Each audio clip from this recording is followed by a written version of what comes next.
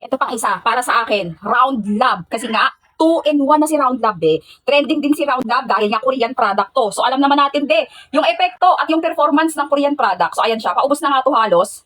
So, tignan mo, gustuhan ko rin siya, bakit? Kasi nga foundation, tune-up na rin to. Foundation tune-up, tapos may SPF 50 pa siya, PA++++. Diba? Sobrang dami talaga ng protection na magagamit mo dito sa kanya. As in, very useful talaga to, lalo na ngayong tag-init. So, sunscreen na siya pagkatapos, foundation tune-up na rin. So, Round Lab yan, Korean product, discounted to ngayon. So, kahit konting amount lang ilagay mo, swak na talaga yan. So, ganito yung mismong appearance niya. And take note, si Round Lab, ang daming product na pwedeng pagpilian na very useful at talaga namang very effective dahil nga Round Lab Philippines yan, legit na legit, Korean product At ang expiry date, sobrang tagal pa. Naka-discount sale sila. Ito kasi chinek out itong nakaraan pa. Hindi ko lang alam ngayon kung may stock sila. Click nyo lang din sa Yellow Basket kung meron pa. Hindi lang ako sure dahil laging sold out talaga to mga pangga ko.